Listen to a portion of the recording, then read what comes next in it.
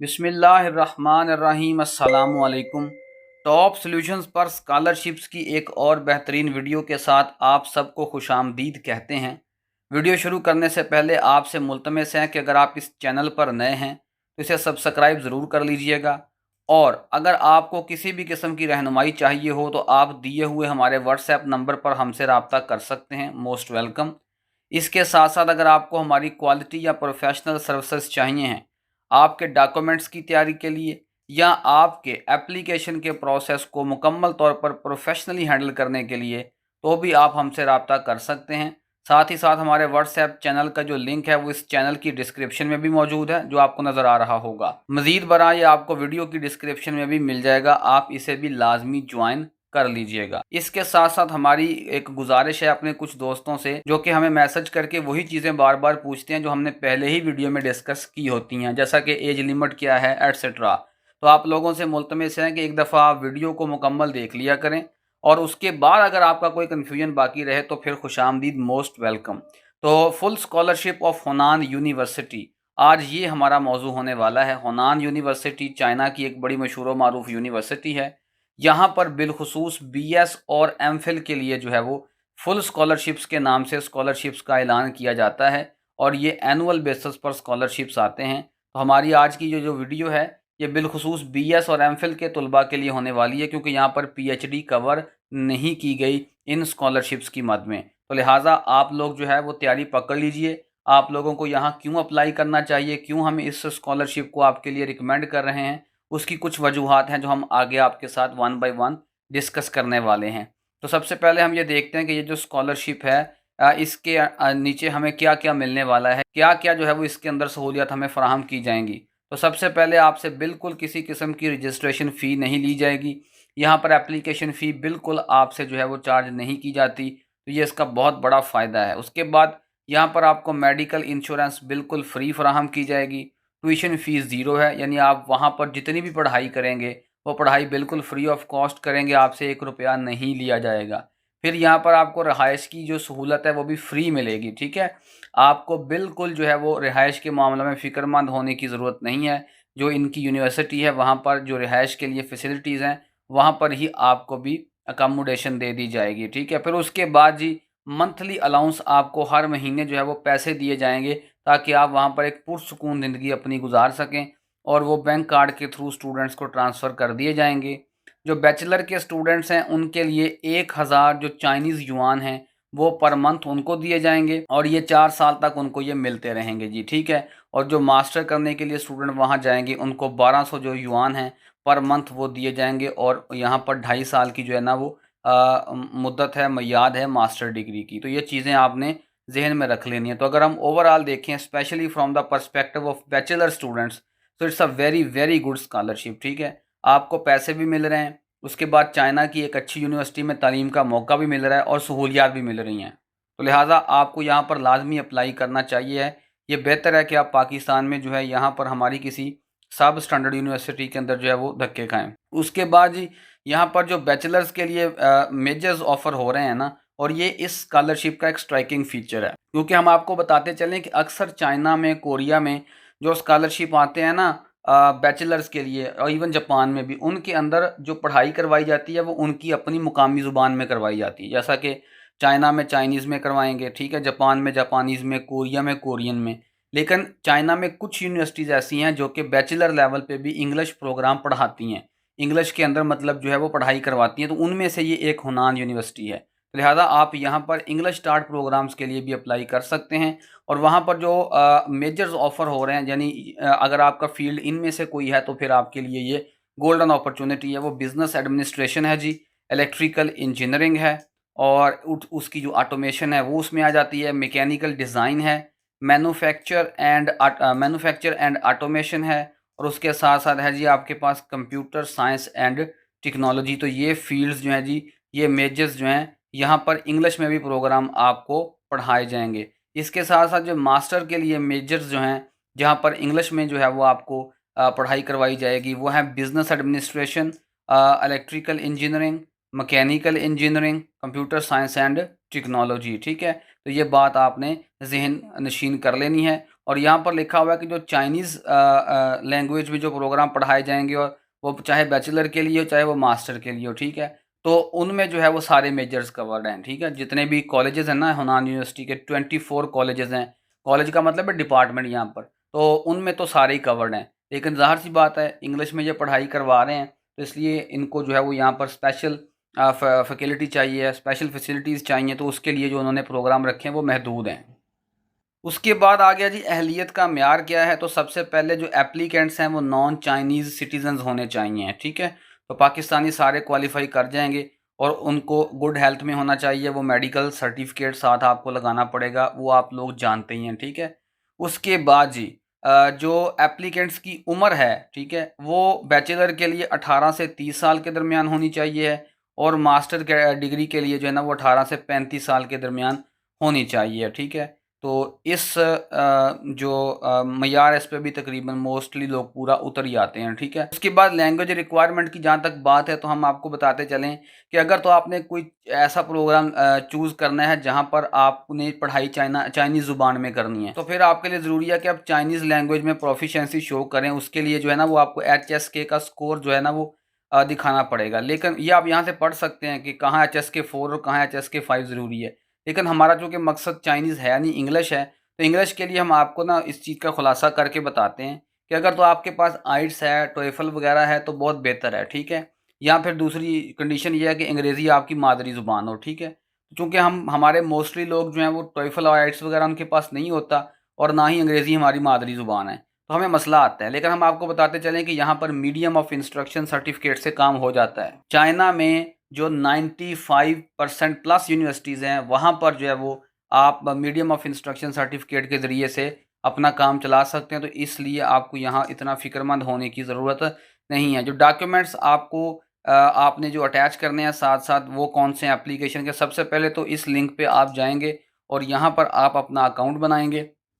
Account बनाने के बाद जो है वहाँ पर अपनी जो ज़रूरी मालूमात हैं वो आप लोग देंगे।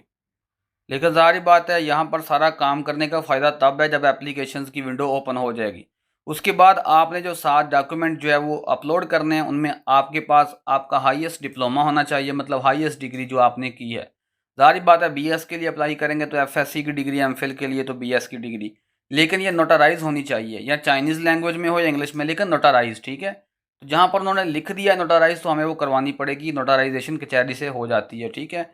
और उसके बाद ये एकेडमिक ट्रांसक्रिप्ट्स जो हैं, इनके भी आपने नोटाराइज्ड कॉपीज़ जो हैं वो साथ में लगानी है। एकेडमिक ट्रांसक्रिप्ट्स का मतलब ये है कि आपके पास जैसे मैट्रिक का ट्रांसक्रिप्ट है, या अगर आप फॉर एग्जांपल एमफिल के लिए जा रहे हैं तो आपके पास एफएससी और मैट्रिक दोनों के होंगे। उसके बाद आपको एक स्टडी या रिसर्च प्लान जो है वो भी साथ में अपलोड करना पड़ेगा, और ये 800 अल्फाज से कम नहीं होना चाहिए, ठीक है। लेकिन ये कंडीशन सिर्फ़ और सिर्फ मास्टर्स के लिए है, ठीक है, मास्टर्स के लिए। बैचलर के लिए ये नहीं है, और ये भी या चाइनीज़ में हो या इंग्लिश में हो। 2 रिकमेंडेशन लेटर्स जो हैं ये भी सिर्फ़ और सिर्फ मास्टर के लिए जो अप्लाई करने वाले स्टूडेंट्स हैं उनके लिए हैं, और ये भी आपके पास जो है या चाइनीज़ लैंग्वेज में होने चाहिए या इंग्लिश में, और ये या प्रोफ़ेसर हज़रात से बनवाने हैं या एसोसिएट प्रोफ़ेसर से, असिस्टेंट से या लेक्चरर साहबान से नहीं आपने बनवाने, ठीक है। उसके बाद ये फ़ॉरेन फ़िज़िकल एग्ज़ामिनेशन फ़ॉर्म जो है, इसकी कॉपी जो है वो आपने एक अपलोड करनी है। ये फॉर्म जो है ये चाइना का एक ख़ास एक टेम्पलेट है फ़ॉरेन फ़िज़िकल फॉर्म का, जहाँ पर आपने जो है वो अपनी मालूमात वगैरह और डॉक्टर की स्टैंप, अपनी फ़ोटो वगैरह, ये सारा कुछ लगता है। वो मैं अभी आपको दिखा देता हूँ इख्तिताम पे कि वो कौन-सा फॉर्म होता है, ठीक है। उसके बाद पासपोर्ट कॉपी ये आपको चाहिए, ज़ाहिर-सी बात है। फिर ये police certificate, no criminal record, ठीक है। और कोशिश करें ये आपका जो है ना ये आप इसको जब स्कॉलरशिप आपने अप्लाई करना हो तो उसके आसपास ही बनवाएं, क्योंकि 6 महीने बाद जो है फिर वो चलता नहीं है। वो 6 महीने पुराना नहीं होना चाहिए, मैक्सिमम से मैक्सिमम भी 6 महीने, मतलब अगर 7 महीने पहले आपने बनाया था तो अब आप अप्लाई कर रहे हैं तो वो फिर उसको नहीं मानते, ठीक है। तो उसकी मैक्सिमम जो मुद्दत है वो 6 महीने है। तो ये है जी वो फ़ॉरेन फिज़िकल एग्जामिनेशन फॉर्म जो चाइना में जो है चलेगा, ठीक है। तो ये आप देख सकते हैं। बहरहाल आप इसको इंटरनेट से डाउनलोड कर सकते हैं, यही नाम लिखेंगे ना जो लिखा हुआ है फ़ॉरेन फ़िज़िकल एग्ज़ामिनेशन फ़ॉर्म, तो वो इंटरनेट से आपको मिल जाएगा। इसमें कोई मतलब इतना ये मुश्किल काम नहीं है, ठीक है। उसके बाद नेक्स्ट आ गया कि आपके पास इंग्लिश लैंग्वेज प्रोफिशिएंसी सर्टिफिकेट होना चाहिए है। वो हमने आपको बता दिया है कि आप वो यूनिवर्सिटी से बनवा लेंगे तो उससे आपका गुजारा हो जाएगा, ठीक है। इसमें फ़िक्रमंद होने की ज़रूरत नहीं है, ठीक है। और अच्छा, अब उसके बाद जो डेडलाइन यहाँ लिखी हुई है, ये बहुत पुरानी लिखी हुई है, इन्होंने अपडेट नहीं की, ठीक है। लेकिन हम आपको बता दें कि ये दिसंबर में ओपन होते हैं, नवंबर के एंड पे या दिसंबर में, और अमूमी तौर पर आगे फिर जो है वो मई जून तक इनकी एप्लीकेशन जो है वो चलती है, मतलब इनकी एप्लीकेशन की तारीख होती है। तो लिहाजा आपके पास अभी काफ़ी टाइम है, एम्पल टाइम है, तो आप आराम से अपने डॉक्यूमेंट्स तैयार कर सकते हैं। तो हमने पहले वीडियो इसीलिए बनाई ताकि आपको पहले आगाह कर दें। उसके बाद जी यहाँ पर एक जो चीज़ इन्होंने की है वो ये है कि आफ्टर फिनिशिंग ऑनलाइन एप्लीकेशन, ये आप देख सकते हैं, applicants are required to send all the application documents in duplicates to the following address by international express before June 30 2019। तो यहाँ ज़ाहिर सी बात है, यहाँ पर अब 2026 आ जाएगा। अच्छा, अब आपने करना यह है कि एप्लीकेशन जब आप पूरी कर लेंगे ना मुकम्मल, तो उसके बाद आपने जितने भी डॉक्यूमेंट्स होंगे, ठीक है, इंक्लूडिंग द एप्लीकेशन फॉर्म, वो सारे के सारे आपने डुप्लीकेट्स में जो है वो भेजने हैं। डुप्लीकेट्स का मतलब है आपने दो दो कॉपीज़ उनकी भेजनी है। भेजनी कहाँ पर है? इस पोस्टल एड्रेस पे आपने भेजनी है, ये जो पोस्टल एड्रेस लिखा हुआ है। तो मतलब उनको फिजिकली भी ये वहाँ पर चाहिए हैं, और एप्लीकेशन के डॉक्यूमेंट्स रिटर्न नहीं किए जाएंगे।